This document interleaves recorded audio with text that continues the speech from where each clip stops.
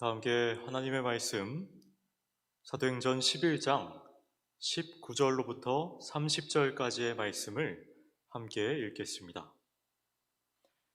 그때에 스데반의 일로 일어난 환란으로 말미암아 흩어진 자들이 베니게와 구브로와 안디옥까지 이르러 유대인에게만 말씀을 전하는데, 그 중에 구브로와 구레네 몇 사람이 안디옥에 이르러 헬라인에게도 말하여 주 예수를 전파하니 주의 손이 그들과 함께 하심에 수많은 사람들이 믿고 주께 돌아오더라. 예루살렘 교회가 이 사람들의 소문을 듣고 바나바를 안디옥까지 보내니 그가 이르러 하나님의 은혜를 보고 기뻐하여 모든 사람에게 굳건한 마음으로 주와 함께 머물러 있으라 권하니, 바나바는 착한 사람이요 성령과 믿음이 충만한 사람이라 이에 큰 무리가 주께 더하여지더라.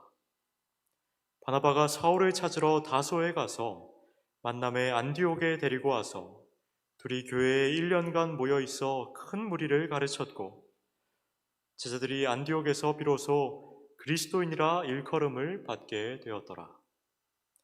그때 선지자들이 예루살렘에서 안디옥에 이르니 그 중에 아가보라 하는 한 사람이 일어나 성령으로 말하되 천하에 큰 흉년이 들리라 하더니 글라우디오 때에 그렇게 되니라. 제자들이 각각 그 힘대로 유대에 사는 형제들에게 부조를 보내기로 작정하고 이를 실행하여 바나바와 사울의 손으로 성도들에게 보내니라. 아멘. 동래교회 성도 여러분, 안녕하십니까? 먼저 이 시간을 허락하신 우리 하나님 아버지께 무한한 감사를 드립니다. 저는 참으로 연약하고 부족한 사람입니다. 그런데 하나님께서 그런 저를 긍휼히 여기셔서 목회의 길로 인도하시고 이곳 동래교회로 불러주셨습니다. 우리 동래교회는 120년의 역사와 전통이 있는 영남뿐만 아니라 한국 재림교회의 대표적인 교회인데, 행여 누가 되진 않을까 부담이 되기도 하고, 또 이곳에서 어떤 놀라운 하나님의 역사를 경험하게 될지 기대도 됩니다. 전도사의 막중한 소임을 감당할 힘과 지혜가 저에게는 없습니다. 그렇기에 오직 능력과 지혜의 근원이 되시는 하나님께 항상 기도하며 말씀을 주야로 묵상하는 가운데 선하신 하나님만 의지함으로 맡겨주신 이 사명을 감당해 나가고자 합니다. 우리 성도님들께서 저를 위해 많이 기도해 주시고 또 도와주시길 부탁드립니다. 오늘은 저의 부임 설교입니다. 무슨 말씀을 전해야 하나 고민하다가 부흥에서 사명으로 라는 제목을 가지고 사도행전에 나오는 최초의 이방인 교회였던 안디옥 교회에 대한 말씀을 나누기로 마음먹게 되었습니다. 안디옥 교회의 역사는 크게 4단계로 나눌 수 있습니다. 처음 교회가 서는 개척기, 바나바 목사를 통한 1차 부흥기, 바나바와 바울이 함께 사역한 2차 부흥기, 그리고 5명의 영적 지도자를 세워 어려운 교회를 돕고 선교사를 파송했던 성숙기입니다. 오늘 안디옥 교회가 어떻게 세워지고 또 어떻게 은혜 가운데 부흥하고 칭송받으며 또 어떻게 하나님께 귀하게 쓰임받았는지를 살펴보면서 이 안디옥 교회를 거울 삼아 우리 동네 교회의 어제와 오늘 그리고 내일에 대해 생각해 보고자 합니다. 먼저 개척기입니다. 안디옥 교회의 개척에서 가장 눈에 띄는 모습은 환란 가운데에서 사도나 어떤 선지자가 아닌 일반 성도들에 의해서 복음이 전해지고 교회가 세워졌다는 점입니다. 스데반의 순교 사건이 시발점이 되어서 예루살렘 교회는 큰 핍박을 받게 됩니다. 이때 많은 성도들이 핍박을 피해서 사방으로 흩어졌습니다. 그런데 신앙 때문에 도피 생활을 하게 된 성도들은 자기의 목숨을 부재하기 위해서 그저 가만히 숨죽이고 웅크려 살지 않았습니다. 예수 믿다가 도망다니는 신세가 되었다고 원망하고 불평하지도 않았습니다. 오히려 자기들의 생명까지 위험하게 만든 그 복음을 쫓겨가면서 동서남북 사방에 전했습니다. 결과적으로 환난과 핍박 중에서도 복음은 오히려 더욱더 융성하게 된 것입니다. 이렇게 환난을 당한 성도들이 흩어져서 복음을 전하는데 처음에는 유대인들에게만 전하다가 몇 사람이 안디옥에 이르러서는 이방, 헬라인들에게도 복음을 전하기 시작했습니다. 그동안 유대인들의 전유물이 되어 있던 복음이 이방인에게도 전해져서 수많은 이들이 믿고 주님께로 돌아오는 일이 일어납니다. 그 결과 최초의 이방인 교회인 안디옥 교회가 세워지게 됩니다. 안디옥 교회가 환난 속에서도 복음을 전하며 교회를 세워간 모습을 보면서 우리는 한 가지 중요한 교훈을 배울 수 있습니다. 그것은 환난과 어려움이 있다고 해서 하나님의 백성이 복음 전파를 멈추어서는 안 된다는 사실입니다. 만약 초대교회의 사도들과 성도들 그리고 우리 신앙의 선배들이 형편이 좀 좋아질 때까지 기다리자, 이 박해가 지나가면, 이 핍박이 지나가면 그때 다시 복음을 전하자, 이와 같은 태도를 가졌다면 오늘 이 땅에 복음의 빛은 결코 전해지지 못했을 것입니다. 우리 재림교회 역사 속에도 환난의 바람 앞에서 물러서지 않고 끝까지 복음을 붙들었던 믿음의 선배들이 있습니다. 그 중에서도 왕아시, 왕대하 선교사 부부의 이야기는 우리에게 깊은 감동을 줍니다.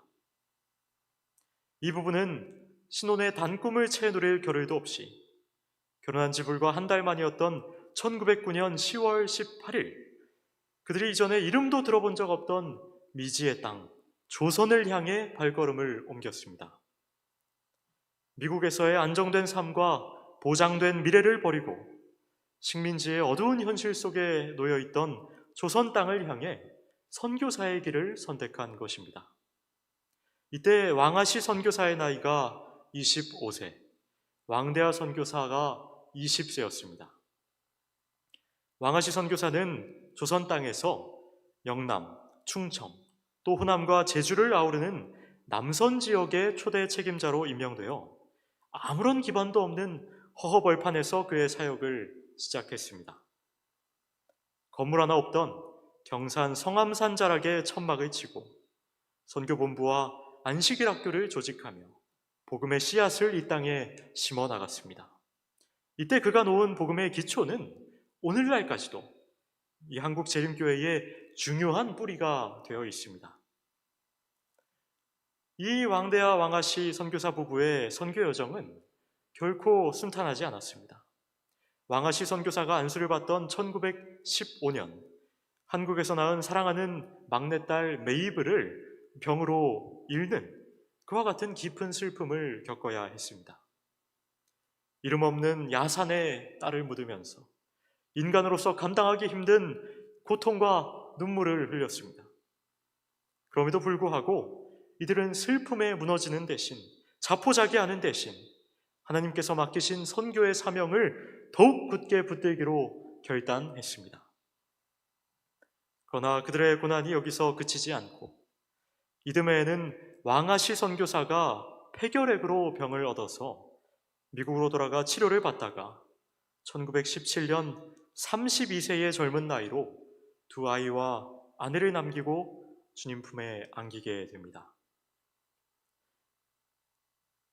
이 이름 모를 땅, 도대체 어디에 있는지 알 수도 없고 들어본 적도 없는 그런 땅, 조선에서 두 아이와 이 홀로 남은 왕대하 여사를 향해서 많은 사람들이 이만하면 충분하다, 그만하면 할 만큼 했다, 이제 너의 할 도리를 다 했으니 이제는 그만 미국에 돌아와서 남은 삶을 좀 편하게 살아라 라고 이야기했지만 왕대하 여사는 두 아이의 손을 잡고 다시 남편의 장례를 치르고 한국으로, 조선 땅으로 돌아옵니다.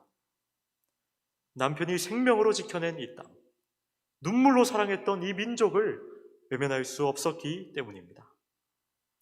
그녀는 이후 36년이라고 하는 긴 세월 동안 교육, 출판, 또 성경교육 사역을 통해서 한국 재림교회의 기틀을 세우는 데에 헌신했습니다. 발행이 중단되었던 시조를 복간하고 성경 통신학교를 조직하며 이 땅의 세천사의 기별이 더욱 힘있게 전파되는 데에 그녀의 일생을 바쳤습니다. 이 부부의 이야기에 감동을 받고 우리 영남합회에서 목회하다가 은퇴하신 한윤구 목사님께서 희사하셔서 작년 1월에 이 왕아씨 왕대하 부부를 기념하는 비가 우리 영남합회 건물 앞에 세워져 있습니다. 사랑하는 동래교회 성도 여러분, 오늘 우리가 누리고 있는 이 재림신앙은 결코 저절로 주어진 것이 아닙니다.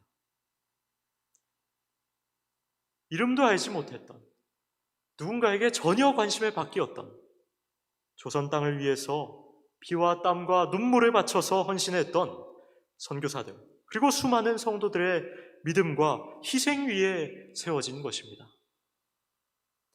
모진 핍박을 당하면서도 복음 전하기를 멈추지 않았던 안디옥 교회처럼, 또 가족을 잃는 아픔 속에서도 그들의 사명을 내려놓지 않았던 왕아씨 왕대하 선교사처럼 우리도 이 마지막 시대에 재림의 증인으로 떳떳하게 서야 하지 않겠습니까?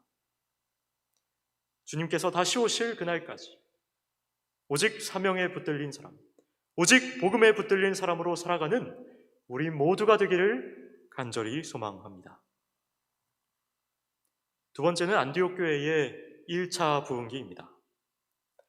첫 이방인의 교회, 안디옥 교회가 일반 성도들의 수고로 개척되었는데 이제 간 예수를 믿기로 작정한 이 어린 신자들을 말씀으로 양육하고 또 교회를 돌보며 복음 사역을 지속적으로 감당하기 위해서는 그들에게 영적인 지도자가 필요했습니다. 그래서 예루살렘 교회는 이 안디옥 교회에 바나바를 파송합니다.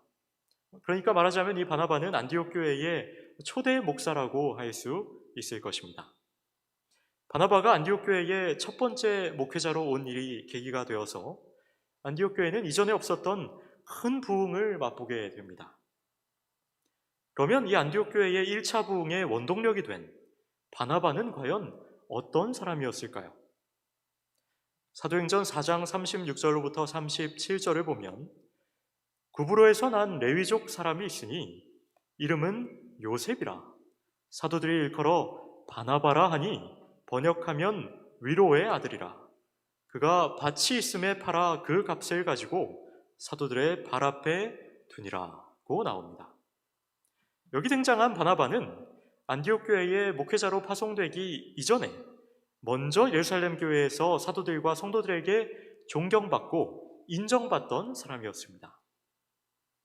바나바의 원래 이름은 요셉인데 이 구브로 섬 출신인 촌사람 바나바가 신앙생활하는 모습을 가만히 보니까 별로 그렇게 배움이 깊어 보이지도 않고 말주변이 그렇게 뛰어나 보이지도 않는 이 바나바가 아픈 사람, 외로운 사람, 또 연약하고 가난한 사람들을 잘 돌보고 위로하는 은사가 있다는 것을 많은 사람들이 알게 되었습니다. 지치고 낭망했던 성도들이, 그들의 마음속에 깊은 문제를 가지고 아주 시름하던 성도들이 바나바를 만나고 나니까 그들이 힘을 얻고 믿음을 회복하는 그러한 역사가 일어났던 것입니다. 그래서 사도들은 아예 그 이름을 위로의 아들이라는 뜻의 바나바라고 고쳐 불렀던 것입니다. 뿐만 아니라 위로자 바나바는 또 사랑과 헌신의 사람이었습니다. 고향을 떠나 낯선 땅 예루살렘에 와서 열심히 그가 수고하여 모은 그의 재산을 팔아서 어려운 사람을 돕는 데 사용하라고 흔쾌히 내어놓았던 것입니다. 이 바나바에 대해서 오늘의 본문도 두 가지를 증거합니다. 바나바는 착한 사람이요 성령과 믿음이 충만한 사람이라. 바나바는 그 인격이 하나님을 닮아서 많은 사람들에게 감화를 주는 어질고 착한 사람이었습니다. 또 영적으로는 하나님 앞에서 성령 충만하고 오직 믿음으로 살아가는 사역자였습니다.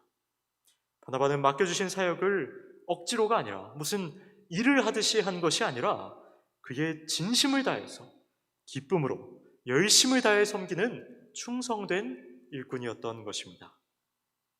그래서 23절에 하나님의 은혜를 보고 기뻐하여 모든 사람에게 굳건한 마음으로 주와 함께 머물러 있으라 권하니 라고 했습니다.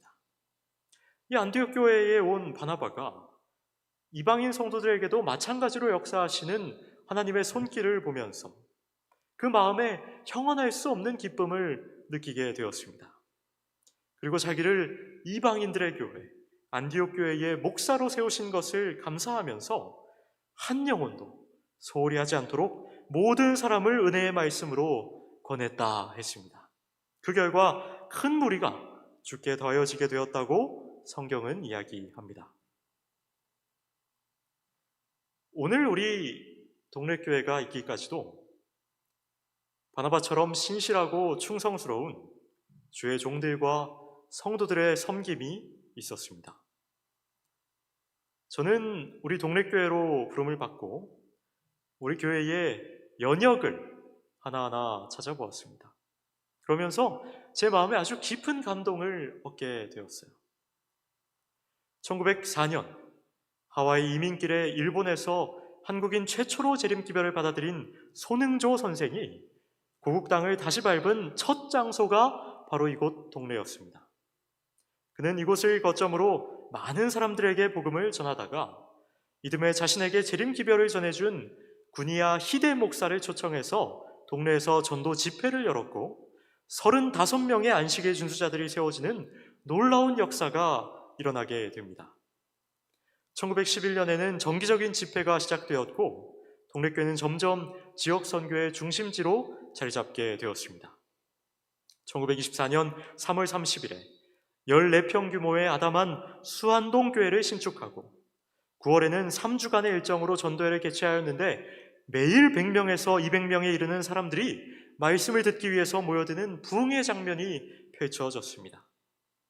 그렇게 재림신앙의 맥을 이어오면서 1951년 칠산동, 1964년 수안동, 1989년 명륜동 성전을 거쳐 마침내 2006년 지금 저와 여러분이 있는 이 역사적인 100주년 기념 성전을 준공하게 되었습니다. 사랑하는 성도 여러분,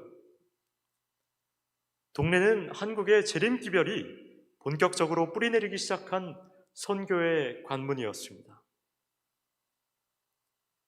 우리보다 앞서서 이곳을 지킨 수많은 이들이 있습니다. 이 동래교회를 위하여서 그들의 평생을 헌신하고 기꺼이 진토처럼 이 교회의 밑거름이 되어서 사라져간 수많은 이들이 있습니다. 세상이 오래전에 잊은 이름, 이제는 어디에서도 불리지 않는 이름입니다. 예수를 믿어서, 또 하필이면 예수 믿는 사람들 중에서도 이름이 알려지지 않은 제7일 안식일 예수 재림교회를 믿어서 가정에서 버림받고 직장에서 쫓겨나고 온갖 시련과 고난과 핍박과 모욕을 받고 세상으로부터 참 바보 같다, 미련하다 소리를 들으면서도 예수의 이름을 끝끝내 버리지 아니하고 예수의 이름을 끝내 포기하지 않고 이 교회를 지켰던 우리의 할아버지, 할머니, 아버지, 어머니들이 목 놓아 불렀을 그 찬양은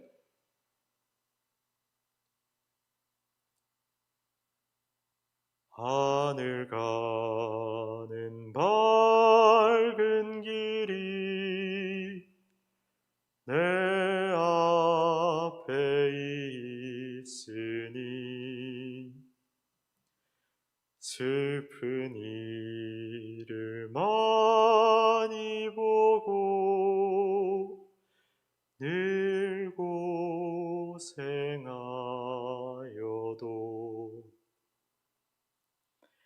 하늘 영광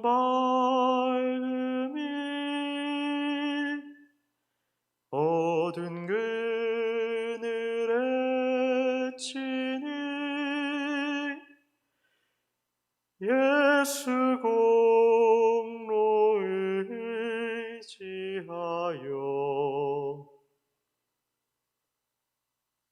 항상 빛을 보도다.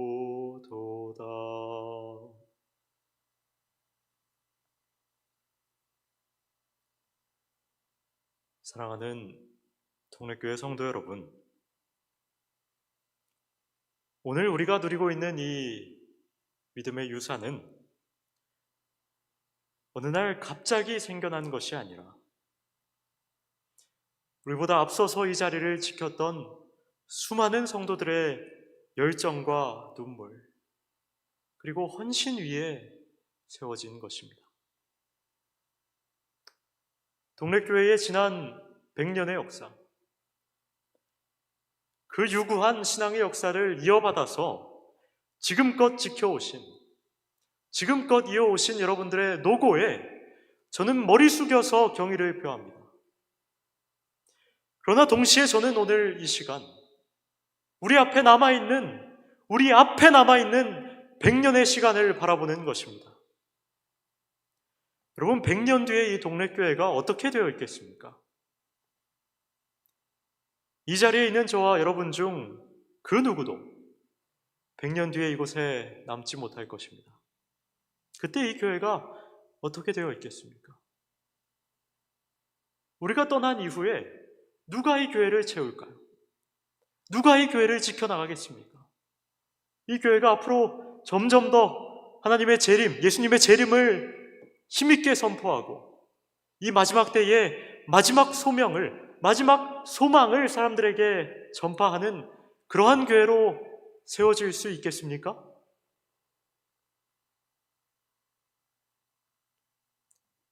(100년) 뒤에 이 교회가 어떤 모습일 것인가? 그것은 오늘 우리 교회가 어떤 모습인가에 달려 있습니다. 이렇게 귀한 신앙의 유산 위에 서 있는 우리는 과연 어떤 교회가 되어야 하겠습니까? 한때 선교의 시발지였던 이 동래교회가 이제는 한국 땅을 깨우는 부흥의 진원지가 되어야 하지 않겠습니까? 재림의 소망을 다시 불태우고 새 천사의 기별을 더 힘있게 전하며 주님의 다시 오심을 앞장서서 앞당기는 그러한 교회가 되어야 하지 않겠습니까? 바라기는 저와 여러분이 한 성령 안에서 한 마음으로 한 뜻으로 겸손과 눈물과 사랑으로 함께 사역하게 되길 간절히 바랍니다.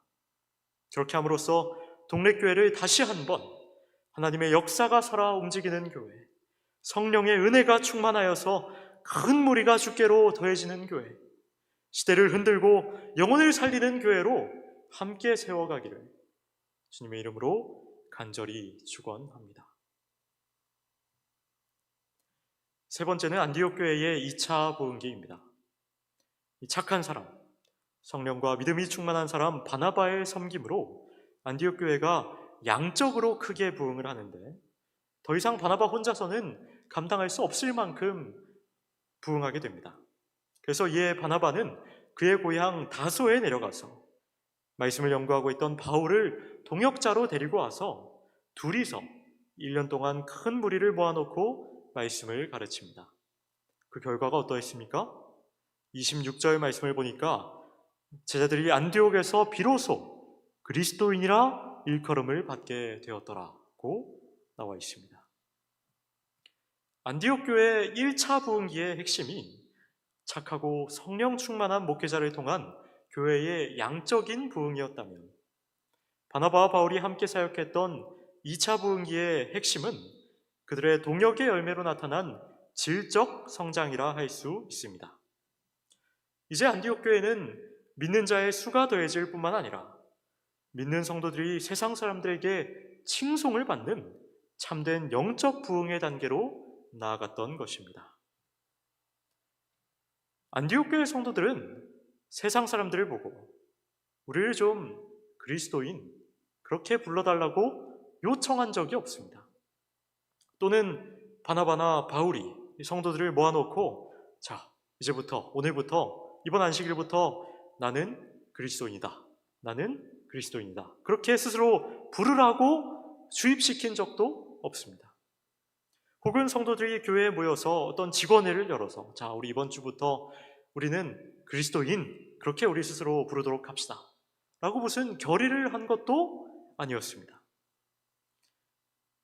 안디옥 교회 성도들은 그냥 그저 가만히 있었는데 그들의 삶을 살았는데 세상 사람들이 먼저 자발적으로 안디옥 교회 성도들을 향해서 저 사람들은 그리스도인이다 라고 그렇게 불러주었습니다. 여러분, 왜 세상 사람들이 안디옥 교회 성도들을 보고 그리스도인이다, 그리스도인이다 이렇게 불렀을까요? 그것은 세상 사람들의 눈에 이 안디옥 교회를 다니는 사람들을 보니까 뭔가 다른 것이 보였다는 것입니다. 그들의 삶이 변하고 인격이 변합니다. 말이 달라지고 행동이 달라집니다. 아무리 봐도 이 사람이 예전에 내가 알던 그 사람이 아닌 것 같습니다. 내가 저 사람을 잘 아는데 저 사람 아주 동네에 이름난 싸움꾼이었고 가는 곳마다 아주 분쟁 일으키기를 좋아하는 사람이었는데 이 사람이 안디옥 교회를 다니고 나더니 그의 표정이 아주 온화해지고 그의 얼굴에 미소가 띄어지고 또 먼저 사람들에게 상냥한 말로 인사를 건네고 혹 자신이 실수한 것이 있으면 먼저 사과를 빌고 용서를 빌고 이 사람이 이상하다. 왜 이렇게 변했을까? 내가 저 사람도 아는데 저 사람 아주 거짓말쟁이에 남 속이는 것을 좋아하고 또 뒤에서 남 험담하는 것을 좋아하고 소문을 아주 이리저리 옮기기를 좋아하던 사람인데 이 사람이 안디옥 교회에 다니기 시작하더니 그의 말이 진중해지고 꼭 필요한 말을 하고 어느 자리에 가서나 모두에게 환영받는 사람이 되었구나. 참 신기한 일이다. 내가 이 사람 아는데 이 사람은 아주 자기의 그 재물 모으기에 급급하여서 자신의 재산을 오직 불리는 데에 혈안이 되어서 단 한 푼도 남들을 위해서 쓰지 않고 아주 이 구두쇠처럼 그렇게 아주 인색하게 살던 사람인데 이 사람이 안디옥 교회를 다니고 나니까 먼저 선뜻 자신의 재산을 풀어서 가난한 사람을 돕고 또 이웃에 혹시 필요한 것이 없는지 먼저 살피고 자신의 것을 아낌없이 남들에게 나누어주는 그러한 사람이 되었구나. 참 신기한 일이다. 참 이상한 일이야. 그런데 이렇게 안디옥 교회 성도들의 그의 삶의 모습이 변화하는 모습을 이 세상 사람들이 가만히 보니까 저마다 이전의 삶에서 조금씩 달라지는 모습들이 보이는데 가만히 보니까 그들 가운데 공통점이 한 가지 보이더라는 것입니다. 그것이 무엇이었을까요? 이들이 누군가를 닮아서 자꾸만 변해간다라는 것을 세상 사람들이 먼저 눈치챈 것입니다. 누구를 닮아갑니까? 예수 그리스도를 닮아가는 것입니다. 그래서 사람들이 말하기 시작합니다. 저 안디옥 교회 다니는 사람들 속에는 예수 그리스도가 있다. 저 사람들이 가까이 가면 예수님의 향기가 나와. 예수님이 이 땅에 계셨을 때에 하셨던 말씀들, 예수님께서 이 땅에서 하셨던 행동들이 이 안디옥 교회 성도들의 그들의 말과 행동 속에서 보여. 그렇구나. 저 사람들은 예수 그리스도의 사람들이야. 저 사람들은 그리스도인이야. 그렇게 불려지기 시작한 것입니다. 주님을 사랑하는 우리 동래교회 성도 여러분, 저는 우리 동래교회 성도들이 마치 이 안디옥 교회 성도들처럼 저 사람들은 그리스도의 사람들이야. 그렇게 칭송듣게 되기를 간절히 소망합니다. 흔히 세상 사람들이 교회 다니는 사람들을 보고 예수쟁이다, 예수쟁이 그러죠? 근데 이 쟁이가 뭡니까, 여러분? 제가 하도 예수쟁이 해서 이 쟁이라는 말이 도대체 뭔가 찾아봤습니다. 사전에 보니까 이 쟁이, 쟁이 하는 이 쟁이가 어떤 명사에 붙어서 그 명사의 속성을 많이 가지거나 또는 그 명사의 일을 행동으로 곧잘하거나 나타내는 사람을 얕잡아 부르는 말, 이렇게 나와 있습니다. 자, 그러면 여러분, 우리가 다 예수 믿는다고 하는 사람들인데 예수 믿는 사람에게 예수쟁이만한 이런 칭찬이 있습니까? 그 맛을 잃어버리고 마치 아무렇게나 사람들에게 밟히는 소금과 같이 되어서 교회 다니는 사람들이 우리하고 크게 별로 다를 것도 없네 하면서 조롱받고 무시당하는 것이 아니라 정말로 우리의 인격이 주님처럼 온유하고 겸손하며 우리의 삶이 주님처럼 희생하고 섬기며 우리의 마음이 주님처럼 사랑과 긍휼로 가득해서 진짜 예수쟁이를 보고 싶으면 동네 교회로 가라.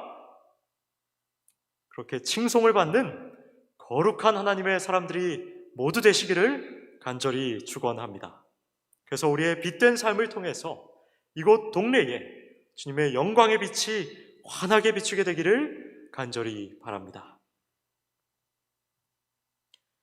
그러면 바울과 바나바가 도대체 어떻게 사역했길래 이 안디옥 교회 성도들이 그리스도인이라는 칭송을 듣게 되었을까요?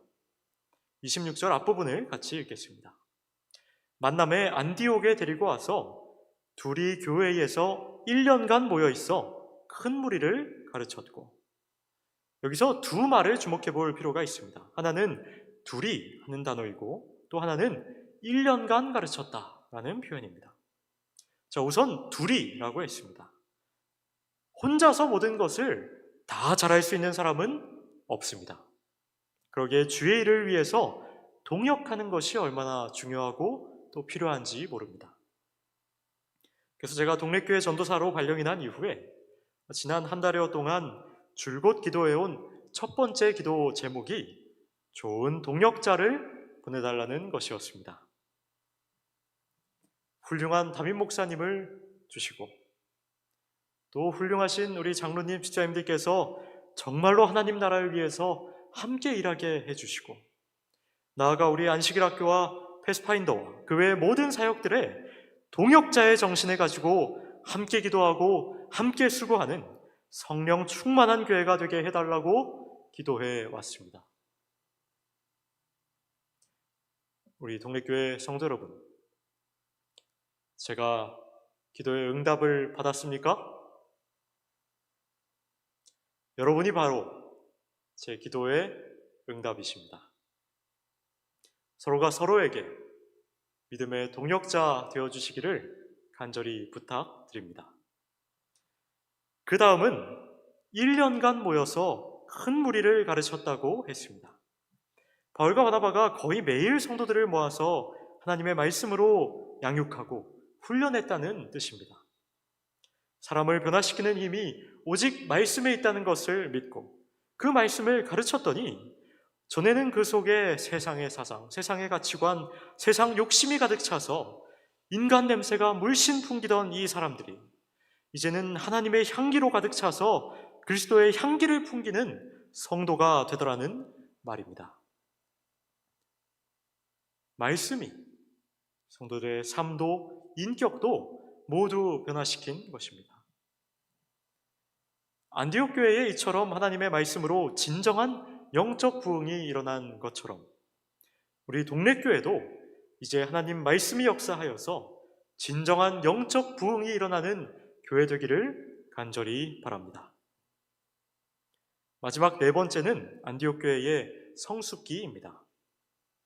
환난 앞에서도 굴하지 않는 평신도들에 의해 개척되었고 또 성령과 믿음 충만한 바나바 목사를 통해 양적으로 부흥했고 또 바울과 바나바의 말씀 사역, 그들의 동역으로 삶이 변하여서 세상의 칭송을 듣는 진정한 영적 부흥까지 일어났습니다.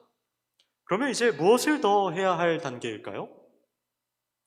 이제는 하나님이 기뻐하시는 선한 일을 해야 합니다. 하나님 은혜로 부흥한 다음에 그저 우리끼리 잘 먹고 잘 놀고 잘 살면 되지 뭐. 우리끼리 재밌으면 그만이지 뭐. 그런 생각을 가진다면, 그러한 마음을 가진다면 그것은 진정한 부흥이라 할 수 없을 것입니다. 진정한 부흥의 열매는 온 교회가 힘을 모아서 하나님의 선한 뜻을 이루어가는 데에 있습니다. 오늘 본문 27절에서 30절을 다시 보겠습니다. 부흥을 경험한 안디옥 교회는 먼저 어려움 당한 이웃 교회를 돌아보는 사역을 합니다. 안디옥 교회가 1차 부흥을 지나 2차 부흥의 은혜를 맛보고 있을 때에 선지자들이 예루살렘에서 내려옵니다. 그 중에 아가보라고 하는 사람이 성령의 감동으로 온 천하의 흉년이 될 것이라고 예언하는데, 실제로 로마의 글라우디오 황제 때에 이 예언이 이루어져서 큰 흉년이 찾아오게 됩니다. 이 흉년으로 가장 큰 타격을 입은 곳은 바로 예루살렘 교회가 있던 유대 지방이었습니다. 이때 안디옥 교회 성도들은 비록 그들 자신도 이 흉년을 겪으면서 힘든 상황 가운데 있었지만, 그러나 자기들보다 더 큰 어려움을 겪고 있는 예루살렘 교회, 이웃 교회의 성도들을 위하여서 기꺼이 헌신하기로 뜻을 모으고 각각 힘을 다하여 부조를 합니다. 여기서 우리가 알 수 있는 것은 진정한 부흥을 맛본 성도들의 마음은 마치 그리스도의 마음과 같아서 지금까지는 움켜쥐기만 했던 이 손을 펼쳐서 나눔과 섬김을 실천하게 된다 하는 것입니다. 예수님께서 하늘 영광을 버리고 낮고 천한 이 땅에 오사 우리를 위해 당신을 내어주신 것처럼 은혜를 받아 주님의 마음을 품은 성도는 낮은 자리로 가서 섬김의 손을 펼쳐야 합니다. 이처럼 진정한 부흥은 나눔과 섬김과 베품의 열매를 통해서 맺어지는 것입니다. 이것이 전부가 아니었습니다. 사도행전 13장 1절로부터 3절을 함께 보겠습니다.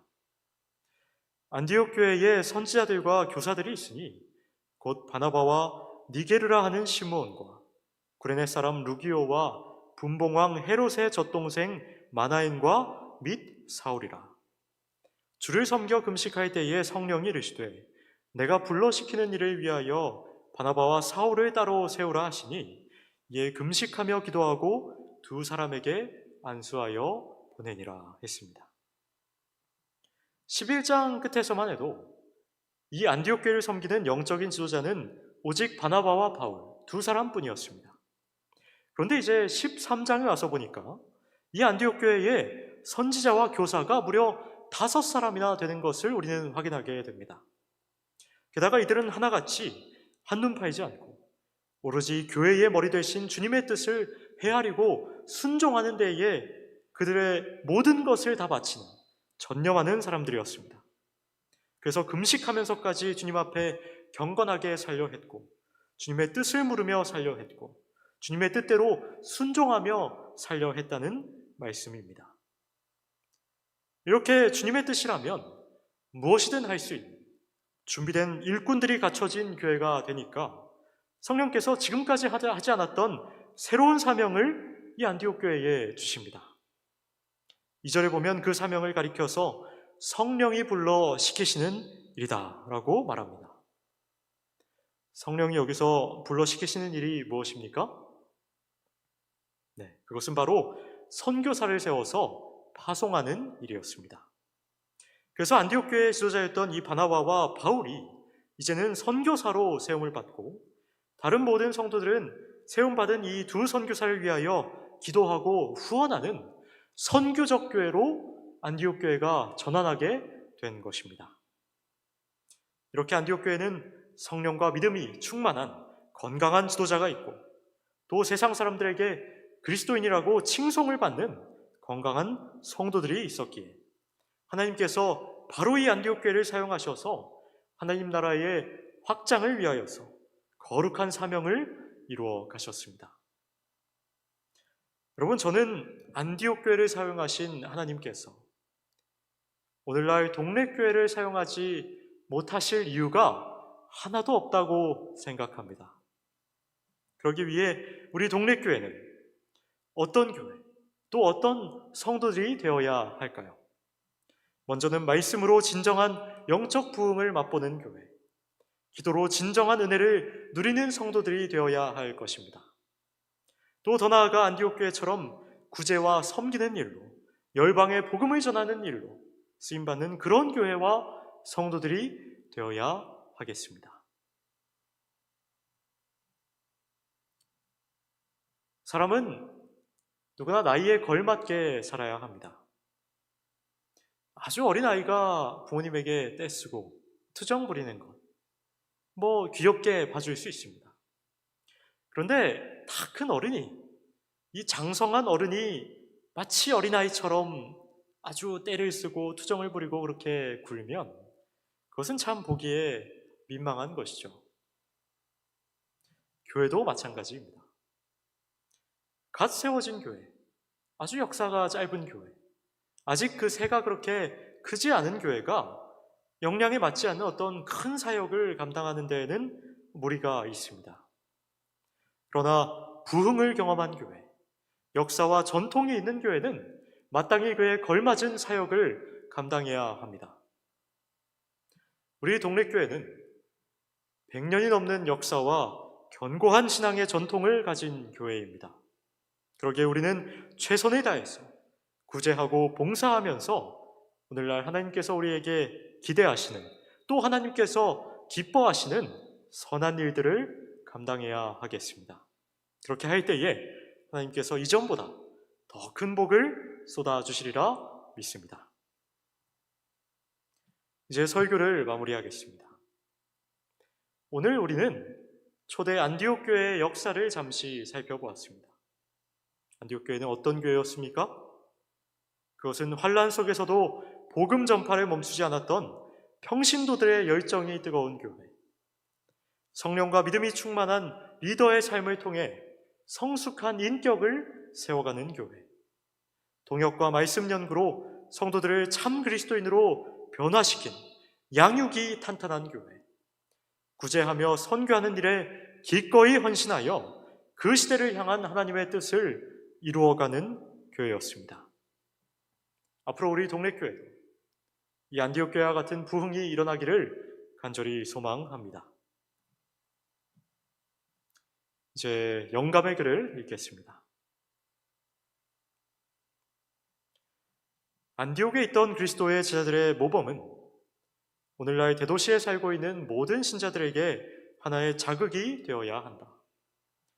택하심을 입은 헌신하고 재능 있는 교역자들이 인구가 많은 중요한 중심지에 주재하여 공적인 봉사를 하는 것이 하나님의 명하신 바인 동시에 이런 도시에 살고 있는 교인들이 영혼구원 사업에 그들의 천부의 재능을 사용하는 것 역시 하나님의 목적하신 바이다. 하나님의 부르심에 온전히 굴복하는 사람들을 위해 풍성한 축복이 준비되어 있다. 이러한 교역자들이 영혼들을 예수께로 인도하고자 노력할 때에 그들은 다른 방법으로는 결코 접촉할 수 없었던 많은 사람들이 그 현명한 개인적인 봉사로 마음을 열고자 준비하고 있음을 발견하게 될 것이다. 오늘날 지상에서의 하나님의 사업에는 성경의 진리에 살아있는 대표자들이 필요하다. 대도시들을 경고하는 일은 안수 목사들만으로는 부족하다. 하나님께서는 경고받지 않은 도시들의 필요를 채우는 일에 목사뿐만 아니라 의사, 간호사, 문서 전도자, 성경교사, 그리고 하나님의 말씀의 지식을 가지고 그분의 은혜의 능력을 알고 있는 다양한 재능의 헌신적인 평신도들을 부르고 계신다. 시간은 신속히 지나가고 있으며 해야 할 일은 많다. 현재의 기회들을 현명하게 이용할 수 있도록 모든 기관이 활동하지 않으면 안 된다.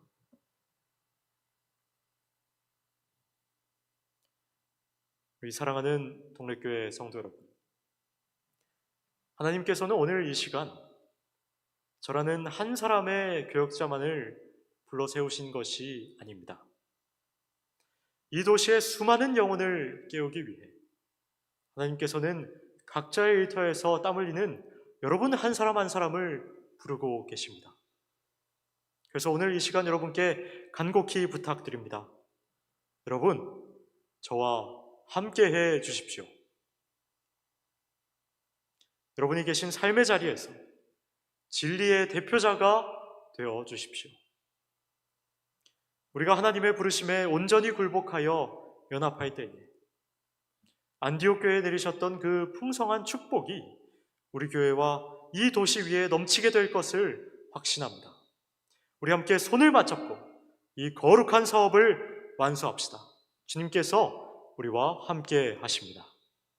아무쪼록 안디옥 교회처럼 날로 부흥하는 교회, 하나님의 은혜가 역사하는 교회, 마지막 때에 하나님께 쓰임받는 아름다운 동래교회의 새로운 역사에 우리 모든 성도님들이 주인공 되어 주시기를 주님의 이름으로 축원하며 부족한 말씀을 드리겠습니다. 감사합니다.